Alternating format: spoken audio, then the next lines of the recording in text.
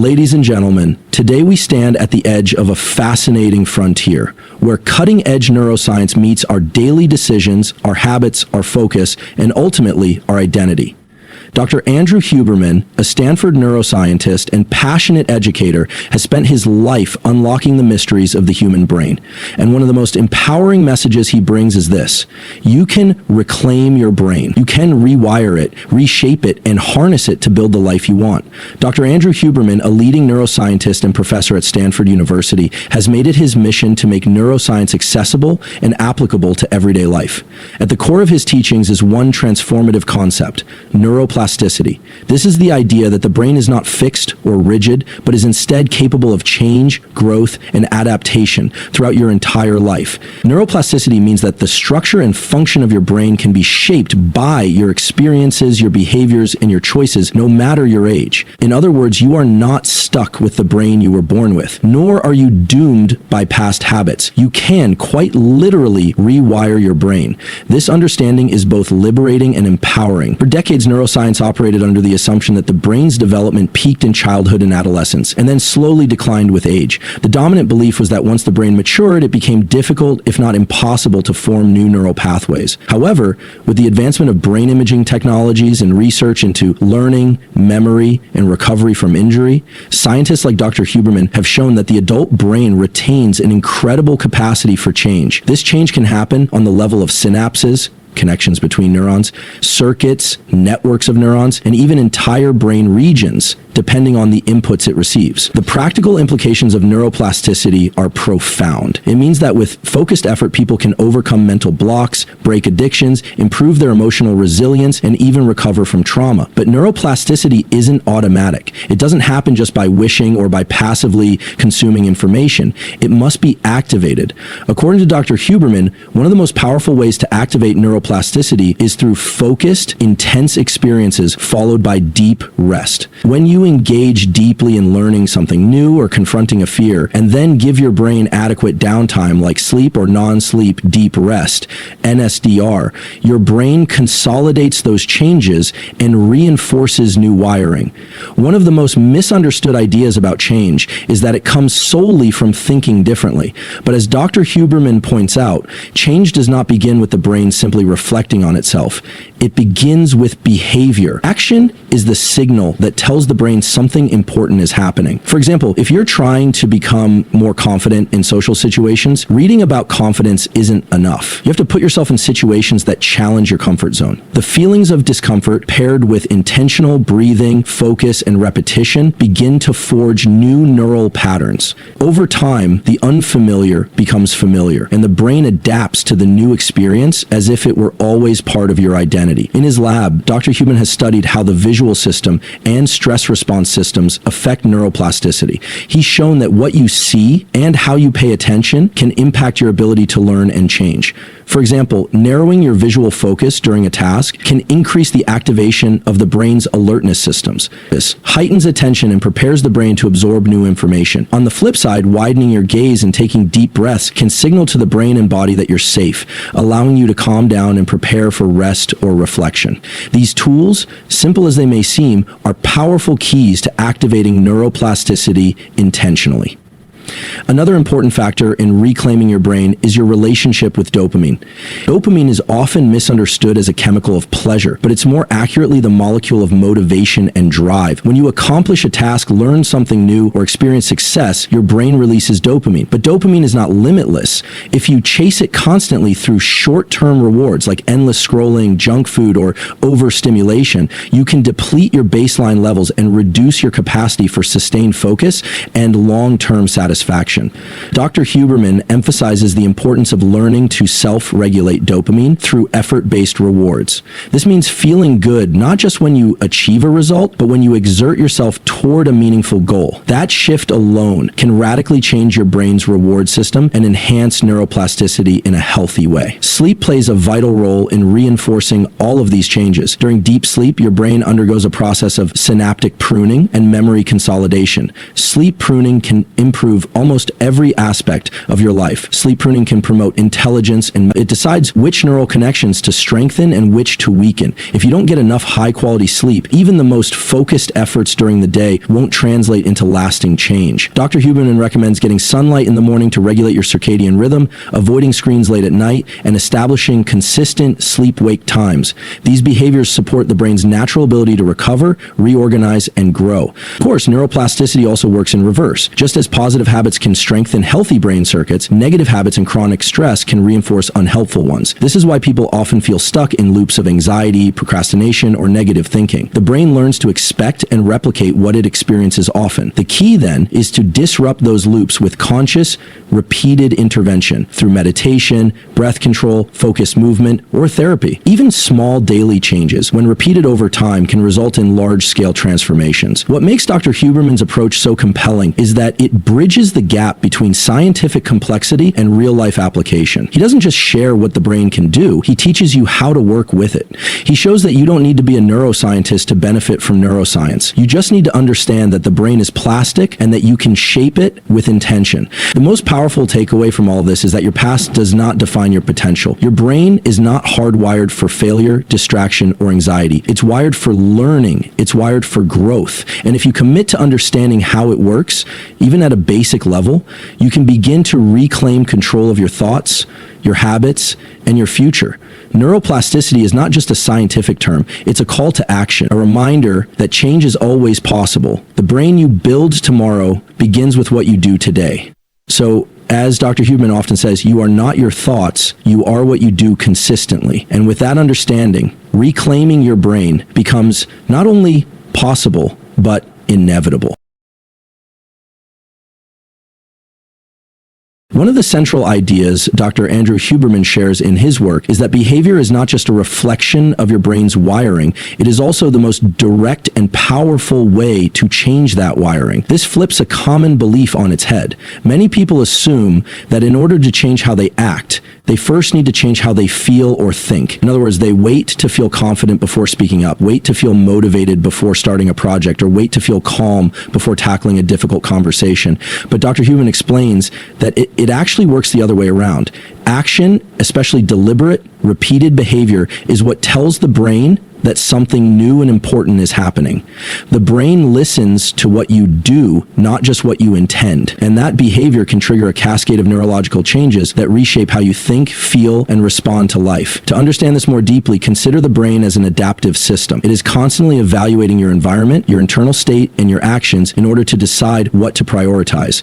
Neural circuits that are used frequently are strengthened, while those that go unused are pruned away. This is the essence of neuroplasticity. But for that system to activate, the brain needs a signal, a reason to change.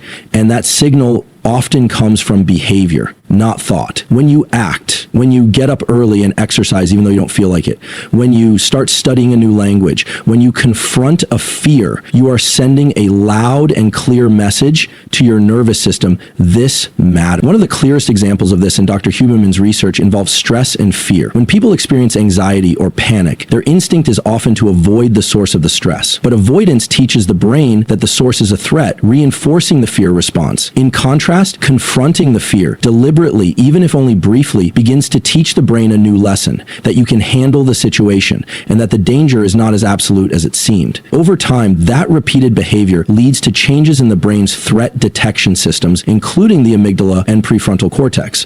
The emotional charge decreases and the fear becomes manageable. This doesn't happen by accident. It happens because behavior rewires the brain.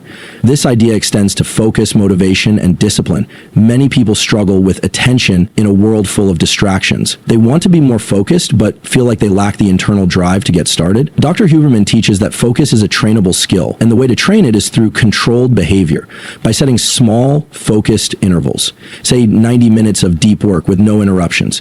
You create the conditions for your brain to enter a highly attentive state. Repeating this process strengthens the neural circuits involved in sustained attention. The more you do it, the easier it becomes. Over time, your brain becomes wired for focus, not scattered attention. But it only happens through practice, through doing the work first, even if it feels difficult or unnatural at the start. Deliberate cold exposure, is another behavior Dr. Huberman often talks about. When you expose your body to cold, such as by taking a cold shower or ice bath, you are not just testing your physical endurance, you are training your brain to remain calm under discomfort. This behavioral challenge engages your stress response systems and gives you the opportunity to regulate your breathing and mindset under pressure. Repeated exposure builds resilience. The more you do it, the more your brain learns that discomfort does not equal danger, and the more confident you become in your ability to handle stress in other areas of life. It's important to note that not all behaviors are equally effective at driving change. Dr. Huberman emphasizes the role of intensity, repetition, and emotional engagement in reinforcing neural rewiring. A behavior done mindlessly without effort or focus will not create the same plasticity as one done with full presence and intent. For example, learning a skill while emotionally invested inside of a safe space, whether that emotion is excitement, frustration, or curiosity, leads to stronger synaptic connections. The brain encodes emotionally salient experiences more deeply. This is why just going through the motions isn't enough. You must engage with what you're doing to make the brain take notice. Another critical insight is that the brain is very responsive to novelty, new experiences, especially those that stretch your capabilities, activate a unique state of neuroplastic readiness. This is the brain's way of saying, pay attention, something important is happening. Trying a new sport, speaking a different language, or even taking a different route to work can stimulate your brain to form new connections. And the key is to follow up that novelty with repetition. The first exposure opens the door. The repeated behavior locks in the change. What this all leads to is a radical shift in how we think about personal growth. It is no longer about waiting for insight, inspiration, or the right mood. It is about choosing actions that shape the brain to work in your favor. This is what makes Dr. Huberman's approach so empowering. He teaches people not to be victims of their mental habits, but active participants in reshaping them. Whether you want to become more emotionally stable, more focused, or more courageous, the path forward is the same. Start behaving like the person you want to become, even if it feels unnatural at first. Your brain will catch up. This is also why consistency matters so much. A single action may spark a change, but it is repeated behaviors that form habits and lasting neural rewiring. The more often you perform a certain behavior, the easier it becomes, because the brain is literally laying down faster and more efficient pathways for that action. This is why it becomes easier to exercise regularly, wake up early, or meditate. After weeks or months of doing it, the brain is adapting to make that behavior more automatic. Dr. Huberman often emphasizes that there is no perfect moment to start changing. You don't need to wait until you feel ready. In fact, the brain tends to generate motivation after action has already begun. This is tied to how dopamine works. Small wins generate small dopamine hits, which make it more likely that you'll continue the behavior. This builds momentum. So the smartest strategy is not to wait, but to begin with behavior, to move forward in small intentional steps, knowing that each action you take is a signal to your brain to evolve. Ultimately, the message is simple but powerful. If you want to reclaim your brain, begin by reclaiming your behavior. Don't wait for the perfect mindset to take action. Use action to build the mindset you want. Your brain is not fixed, and neither is your identity. You are always shaping it, consciously or unconsciously. The choice is whether to do it with intention. Dr. Huberman's work gives you the tools, but only you can take the steps. Behavior is the gateway. Everything else follows. In his research and public teachings, Dr. Andrew Huberman places strong emphasis on the importance of applying neuroscience through practical, everyday tools that help optimize mental and physical performance.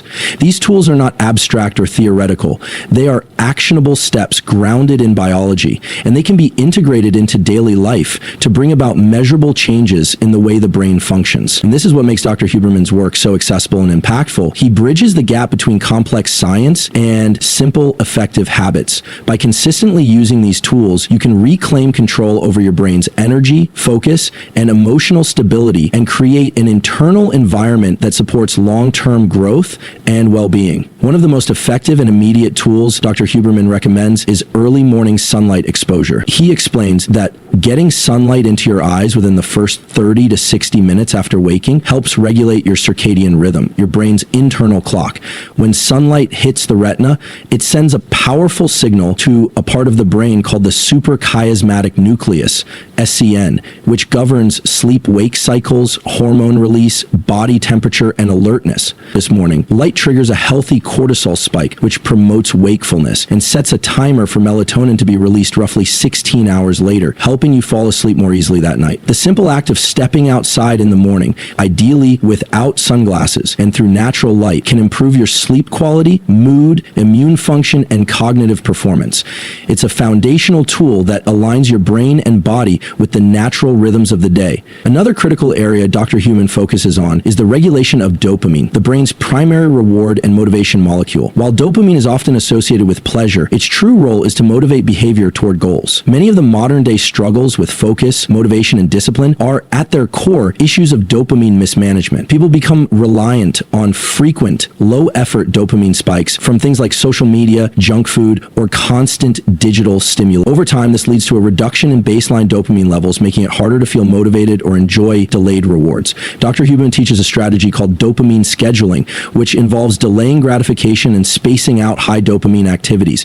He encourages effort-based dopamine release, finding satisfaction in the work itself, not just the outcome.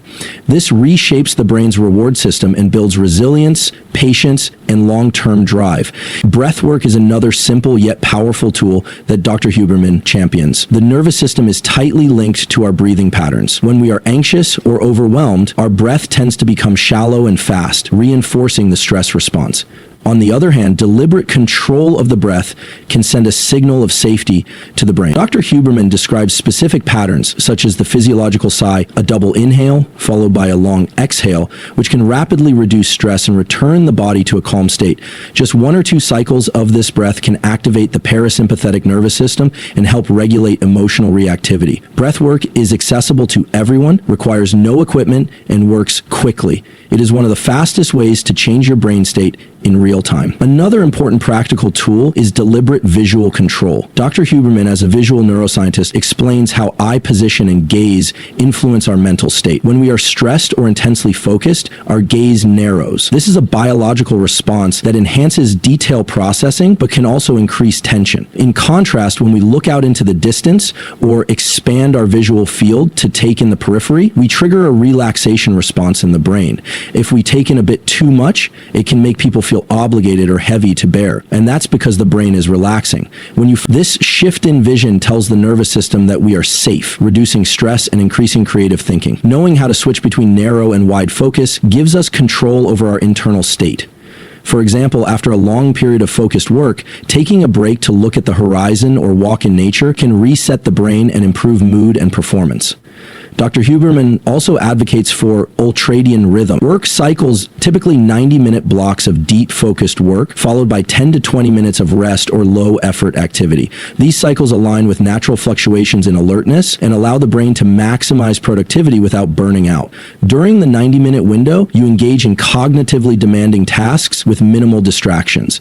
Afterward, you recover, walk, stretch, or simply sit quietly. This rhythm supports the brain's capacity for sustained concentration and prevents mental fatigue. Over time, you train your brain to enter deep focus more easily and recover more efficiently. Another powerful tool Dr. Huberman frequently discusses is non-sleep deep rest, NSDR, a technique that includes practices such as yoga nidra or certain guided meditations. NSDR is designed to bring the body and brain into a state of profound relaxation without actually sleeping. These protocols reduce stress, enhance learning, and accelerate recovery. They can also be used after intense work sessions or workouts to consolidate memory and restore energy. Dr. Huberman recommends NSDR particularly for people who have trouble napping or who want to quickly reset their nervous system during the day. Even 10 to 20 minutes of NSDR can restore focus and mental clarity without requiring full sleep. Nutrition also plays a key role in brain function, and while Dr. Huberman doesn't push one specific diet, he emphasizes the importance of timing,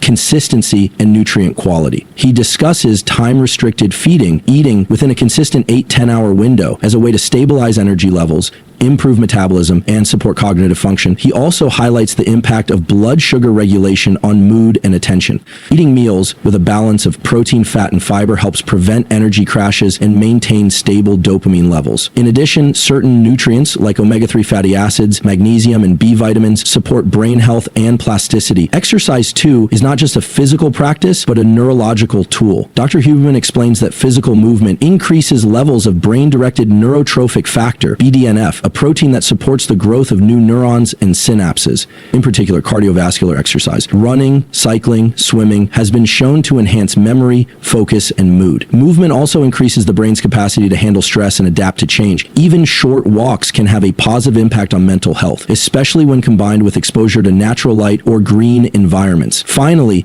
Dr. Huberman encourages people to think of their daily routines not just as habits, but as tools for shaping the brain every moment. How you wake up, how you breathe, how you move, how you rest is an opportunity to train your nervous system. You are either reinforcing stress and distraction, or you are cultivating clarity and control. By consistently applying simple tools like morning light, controlled breathing, visual shifts, focused work intervals, and deliberate rest, you can actively shape the way your brain operates. In a world filled with noise, complexity, and distraction, the beauty of Dr. Huberman's message lies in its simplicity. You don't need expensive technology, massive amounts of willpower, or a radical lifestyle overhaul. You need awareness, consistency, and a few core behaviors that work with your biology rather than against it. These practical tools empower you to reclaim agency over your mental state. They remind you that your brain is not something that just reacts to the world. It is something you can guide, nurture, and reshape one decision at a time. Dr. Andrew Huberman often emphasizes that the brain's plasticity, the ability to change, adapt, and grow, is not limited to childhood. Contrary to outdated beliefs, adults have tremendous capacity to rewire their brains, but doing so requires consistent effort, intention, and the right conditions. One of the most profound points he makes is that we are not stuck with the brain we have. We are constantly shaping it through what we focus on, how we respond to challenges, and the actions we take daily. Neuroplasticity, once thought to dramatically slow or halt after adolescence, is now known to persist throughout life. The difference in adulthood is that change doesn't happen as automatically. It requires conscious engagement. And the process of change always begins with focus. Focus is the gateway to change because it determines where your brain allocates its resources. Your attention is like a spotlight. Whatever you direct it toward gets prioritized in terms of neurological restructuring. This is a fundamental principle of brain function. Neurons that fire together, wire together. When you focus intensely on something, whether learning a new skill, practicing a movement, or changing a thought pattern, you activate specific neural circuits. With repetition and emotional engagement, those circuits become more efficient and more dominant. This is how a habit is built, how a fear is diminished, or how a new identity begins to form. Huberman points out that while the brain is plastic, it also resists change that lacks focus or intensity. Passive repetition, going through the motions without attention, leads to weak or unstable wiring. In contrast, focused repetition, doing something deliberately and mindfully, leads to long-term changes. If you want to become more confident, more focused, more disciplined, or more emotionally resilient, you have to train those traits the way you would train a muscle. That training begins by identifying what you want to change, and then narrowing your attention on it regularly. That focused attention activates the chemical and structural changes in the brain that make new behaviors and thought patterns easier over time. One of the key neurochemicals involved in this process is acetylcholine. It is released when we concentrate deeply, and it acts as a kind of marker or tag in the brain. When acetylcholine is present, the brain says, "Pay attention, this is important." It tells neurons to strengthen their connections in response to what's happening. This means that even short periods of intense focus, if repeated consistently, can trigger meaningful changes. You don't need hours of practice a day. You need short bursts of highly engaged effort. Whether you're learning a language, practicing an instrument, or developing emotional regulation, the intensity of your focus matters more than the sheer volume of time. Emotions also play a powerful role in plasticity. Experiences that are emotionally charged, whether positive or negative, are remembered more clearly and have a stronger impact on brain wiring. This is why life-changing events leave such a mark and why motivation is amplified when there's a deep emotional connection to a goal. Huberman suggests using this principle to your advantage. If you want to change something about yourself, connect that goal to a strong emotional why. Ask yourself why it matters, not just intellectually but emotionally.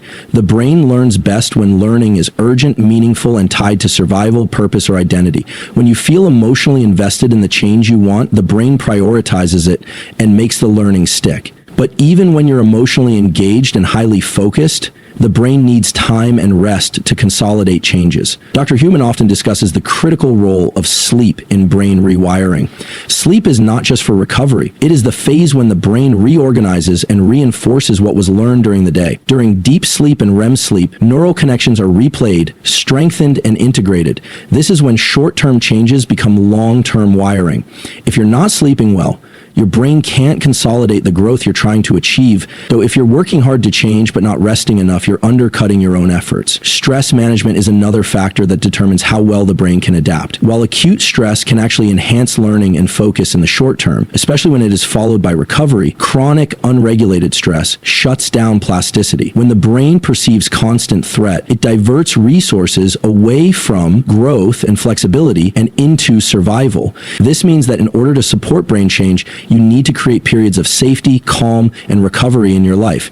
This could be through breathwork, meditation, nature exposure, or simply downtime. The balance between challenge and recovery is essential. Push yourself to grow, but give your brain time to integrate those changes.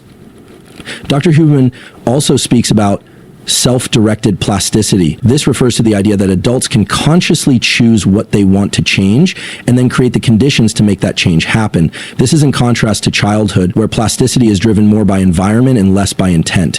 In adulthood, your choices matter more because your brain relies on behavioral signals to determine what to change. If you don't actively direct your focus, your brain will default to old patterns. But if you consistently focus on a goal, practice it with intensity, link it to emotion, and allow time for rest and integration, the brain will reshape itself to support that new identity. One interesting point Huberman often makes is that the hardest part of change is not learning something new, it's unlearning the old. The brain forms strong pathways based on past behaviors, and breaking those pathways requires energy and repetition. You have to disrupt the old circuits by actively engaging in the new. This is why relapse and regression are common, because old wiring doesn't disappear overnight. It weakens with time and lack of use. The key is consistency. Keep choosing the new behavior, the new thought, or the new pattern, even when it feels unfamiliar or hard. Every time you do, you are weakening the old wiring and strengthening the new. Huberman also reminds us that identity is flexible. You are not bound by your past habits or personality traits. The brain is capable of supporting a completely new version of you if you give it the right inputs. Want to be more confident? Start acting with small bits of confidence. Want to be more focused? Practice short periods of focus. The actions you take today shape the neural architecture of tomorrow. There is no magic, only biology, but that biology is incredibly responsive, especially when you work with it instead of against it. Ultimately, Dr. Huberman's message is deeply empowering. Your brain is not fixed. You are not trapped by who you've been. With effort, focus, and patience, you can change how you think, how you feel, and how you show up in the world. But you must engage in the process. Change is possible, but it is not passive. The brain rewires in response to what you do, what you feel, and what you pay attention to, day after day, moment by moment. The responsibility is yours, but so is the power. Through the science of neuroplasticity, you hold the key to designing the life and the mind you want to live with.